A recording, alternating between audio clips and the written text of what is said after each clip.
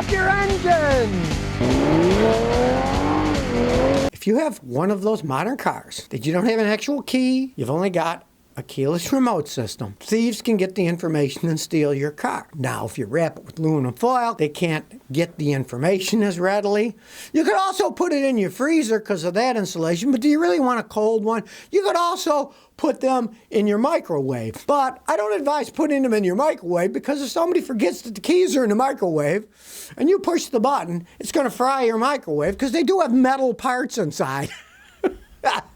Even the most complex one has billions of different combinations of what signals can be sent out. But here's the rub. If someone's around you and they intercept your signal twice, they got to get it twice, then it goes from billions to only 200,000. And computers can break through the 200,000 relatively quickly. Often they can do it in less than half an hour. I saw a test where a guy did it in 12 minutes. So if they can't get your signal, they can't decode it. If you're using it. This is when you're not using it, it's just sitting there. If you're actually using it, it goes about 300 feet. So if somebody is planning on stealing your car, or say you're in a parking lot, they just have to be within 300 feet. If they can accept your signal, then they can easily come in. One, if you got something in your car, they can easily open it up. The alarm won't go off because it thinks it's you, so they can steal whatever's in the car. But if they're professional thieves, now if you got a really junky car, probably nobody's going to want it. But if you got a nice car, professional thieves can have a key. They're looking for a particular car. Let's say you've got, a fancy Lexus. They could have a blank keyless remote, which anybody can buy, eBay or anything, for your model. They know what model it is. They find the model.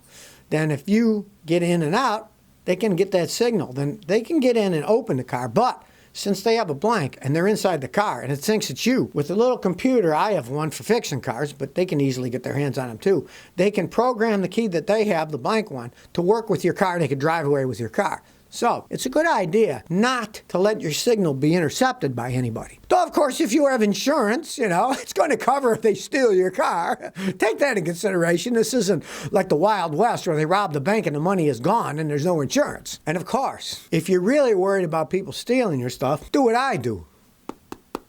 I got an RFID blocking wallet.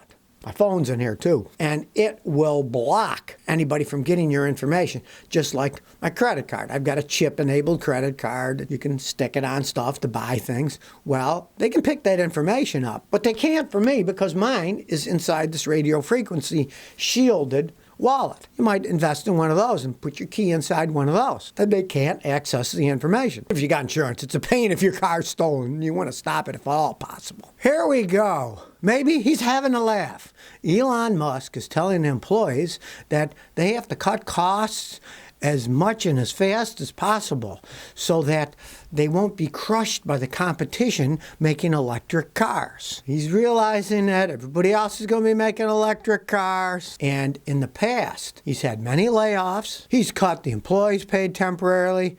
He's slashed jobs and slashed contracts with contract workers. Rather ironic, if you ask me. The second richest man in the world telling everybody they need to cut costs, paying people less. Well, guess what old Scotty says? When you start lowering the pay, you start finding ways to cut corners, you're going to make even poorer cars. Tesla has enough problems now with their cars. And if they keep paying people less and cutting the quality, guess what? They're going to have even more problems. I had a friend ages ago worked for Chrysler when Lee Iacocca took over. And all the big pundits said, great, Lee, he'll bring Chrysler back from the grave and make profit. Guess what? The guy who worked at the Chrysler factory said they all hated him. They hated the situation they were in.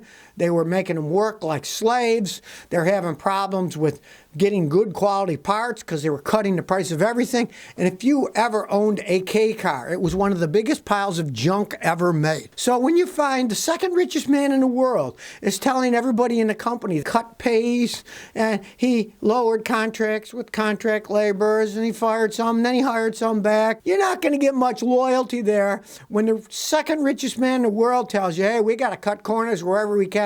Because really, when you look at the problems Tesla's having already with the vehicles and quality or lack of quality, this scenario isn't going to pan out. Yeah, it's a big company worth a lot of money on paper, but that's paper, and that's stock market paper, which can blow up like the wind, but it can fall down like a lead balloon. And when you're dealing with what he's dealing with, high-end, expensive electric cars, you're on a razor's edge and a little bit of wind, topple over, it's going to go. We'll see what the future brings, but I'm not holding my breath for quality from that company after I've seen what they've been doing. 74 thing, referring to the 74 Volkswagen thing, he's got a picture of it, says, I got a 2013 Cadillac CTS. On days when the outside temperature is below about 35, I hit speed bumps, I hear a noise. Rubbing.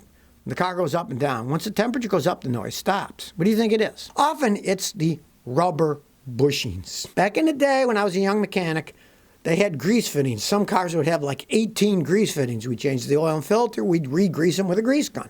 Those days are long gone. Now they're just rubber bushings. And as they age, they can creak. When they get cold, they creak. My fix for that often works quite well. The company in Chicago called AT Products, Automatic Transmission Products, and they make a thing called AT205 Reseal. You can get it on Amazon. It comes in a bottle. It's a clear polymer. What you do is you jack the car up in the air, take off the wheels, and you spray all the rubber bushings with it. It comes in a bottle. You can pour it in a Windex bottle or whatever, and then spray it on. Let it sit for a few hours. That soaks into the rubber and rejuvenates it. And it can often get rid of that noise for quite some time. And if it comes back 9 months later, spray them again. As long as you see the rubber isn't rotten and cracked and pieces are coming off, if it's still okay, but it'll creak when cold, not when it's warm. So try that. That's a very good fix. You could also spray WD-40, but of course that won't last as long because that's just covering it up, and then when it rains, it washes off, where the AT205 gets absorbed and then makes the rubber more pliable. It's going to last a lot longer, and it's only like $12 for a bottle of this stuff. I'm at 9903 says, my friend's 2006 Accord with over 270,000 miles doesn't start. Turns the key, it cranks for 1 second, and makes a noise. What could it be? I tried jump starting it, and it didn't help. I can just about tell you it needs a new starter. The starter's probably wearing out. Pray the flywheel doesn't have gouges in the teeth, because then you'd have to pull the engine and transmission and put a new flywheel on, very expensive thing. Generally, it's just the starter. Now, you try jump starting it. The only other thing it could really be is if between the battery and the starter, any of the cable or connections is corroded or loose, it can do the same thing. It doesn't get enough power. And the starter can go drrrr because it's got enough power to spin Bendix drive that goes in, but not enough to turn the engine over. But more often, if you try jump starting, it does the same exact thing. It usually needs a new starter. At 270,000 miles, you kind of expect that. Vinny, I guess, says, will you ever stop loving Toyotas? Well, in my own personal life, probably not, because I'm cheap. And I'll probably never have to buy another one. My 94 Celica is going strong. My wife's old 2007 Matrix is going strong. Lexus ES300 that I paid $3,000 for is still going strong. Other than the Matrix, the other ones have less than 80,000 miles on them. They might last forever, so I probably won't, and I'll be happy because I've got solid built ones. I do see problems in the more modern ones. And look at the recall for millions of them for having bad fuel pumps. But I mean, I wouldn't get rid of a car because the fuel pump had a problem, so you put a fuel pump in a new designed one, and Toyota has to put them in free. So, and I'm always a cheap guy. I'm never going to buy a new car. I see it as a waste of money. Why pay 100% of the price when there's plenty of used ones out there that you can pay 20 or 30%, or in my case, 10% of the price of my wife's Lexus, and still have 80, 90% of the wear left in the vehicle. So I'll never buy a new car. I'm happy because I got old ones. I'll probably never have to buy another one.